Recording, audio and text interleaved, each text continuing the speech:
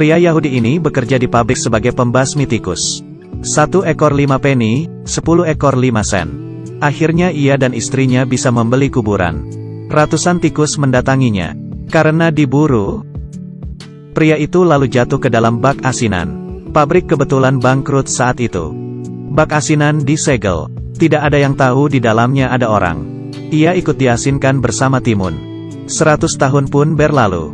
Distrik tua yang ditinggalkan sekarang menjadi kota metropolitan yang ramai.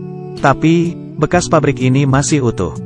Dan terlihat mencolok di kota. 2 bocah lelaki iseng masuk ke pabrik kakar. Saat membuka penutup bak, muncul seorang pria dari 1 abad lalu. Ia siuman dan uap panas keluar dari tubuhnya. Pemerintah mengadakan siaran pers untuk membantunya menemukan kerabatnya.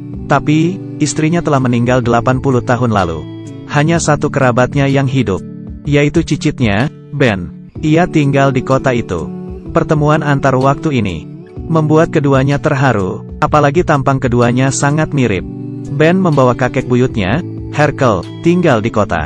Sepanjang perjalanan, Herkel dibuat takjub dengan gedung tinggi di sekitarnya. Segalanya nampak asing baginya. Ia hampir saja memukul taksi. Ben mengajari Herkel cara hidup di masa kini. Mereka minum soda, bernyanyi, menari, dan bergembira bersama. Herkel meminta Ben untuk menunjukkan album fotona.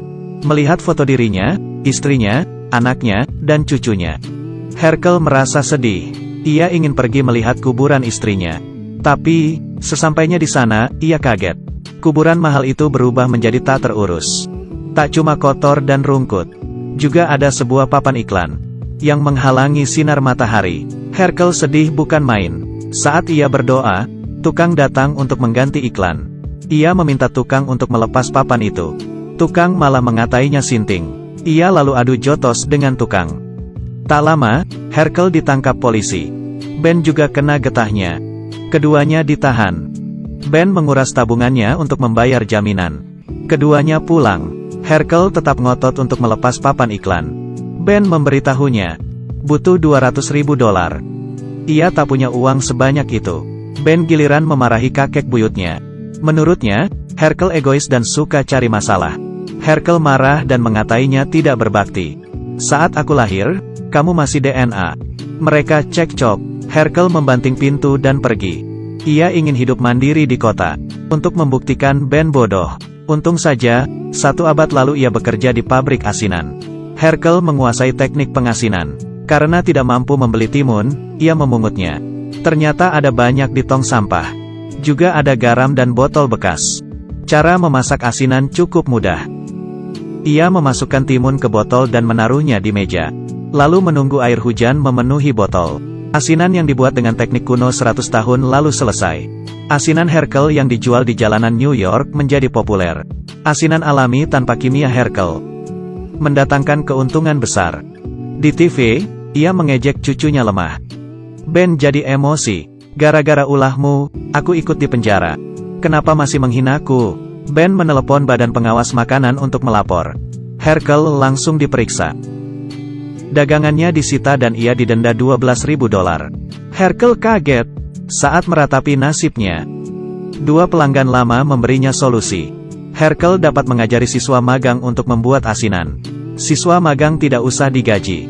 Jumlah produksi juga bisa memenuhi standar hukum. Herkel langsung semangat. Tanpa pikir panjang, ia langsung beraksi. Dengan bantuan siswa magang, kualitas asinan makin bagus. Produksinya juga naik drastis. Sekali lagi, Herkel untung besar. Akhirnya, ia berhasil melepas papan iklan di kuburan istrinya. Ia langsung menebas tiang papan, memenangkan kehormatannya. Kisah sukses Herkel menjadi populer di internet. Para investor mencari Herkel. Mereka ingin menginvestasikan $100 juta untuk membangun kota acar. Ben makin cemburu. Herkel datang ke rumah Ben untuk memamerkan kesuksesannya. Ia mengundang Ben untuk bergabung di proyek acar barunya. Ben memiliki ide, membuat Twitter untuk Herkel. Twitter bisa meningkatkan jumlah fans dan promosi acar. Herkel mengangguk setuju. Dibantu asistennya, Herkel mengemukakan pemikiran orang 1 abad lalu. Hal ini membuat masyarakat demo dan membencinya. Bahkan asistennya tak tahan dan keluar. Tapi, pemikiran 1 abad lalu ini diartikan ke dalam dua maksud berbeda. Sekelompok orang menganggap Herkel pendendam dan berhati busuk. Kelompok lain justru menganggapnya sebagai ikon kebebasan berpendapat. Media yang menyukai kontroversi mengundang Herkel dalam talk show nasional. Beberapa pendapat Herkel disukai masyarakat, tapi Ben tidak menyerah. Ia terlalu mengerti Herkel. Ben menjebak Herkel dengan bertanya tentang kekristenan. Herkel pun terjebak karena ia mengomel. Di Amerika, sangat tabu untuk berdebat tentang agama. Herkel dikejar massa. Dalam sekejap, ia turun kasta menjadi buronan. Herkel yang tak punya pilihan mendatangi Ben. Ia ingin Ben mengantarnya kabur ke Kanada. Ben setuju. Mereka harus berjalan 20 mil untuk menghindari polisi. Di jalan, Ben terpeleset. Tanpa ragu, Herkel menyobek bajunya sebagai pembalut luka. Malamnya, mereka berpelukan karena dingin. Hal itu membuat Ben menyesali perbuatannya. Mereka hampir tiba di Kanada. Ben sangat merasa bersalah. Ia mengakui perbuatannya pada Herkel. Herkel sangat marah dan meninjunya hingga jatuh. Polisi patroli kebetulan lewat. Herkel mencuri tas Ben, menyamar sebagai Ben dan pulang ke New York. Sementara Ben ditangkap sebagai Herkel dan dideportasi ke Polandia. Ben mengungsi ke sinagoga karena ia tidak punya apa-apa di sana. Saat Ben menyesali perbuatannya, Herkel muncul di belakangnya. Bagaimanapun mereka sedarah dan memutuskan berbaikan. Akhirnya mereka membangun bisnis acar bersama. Saya Kaki Minyak, sampai jumpa.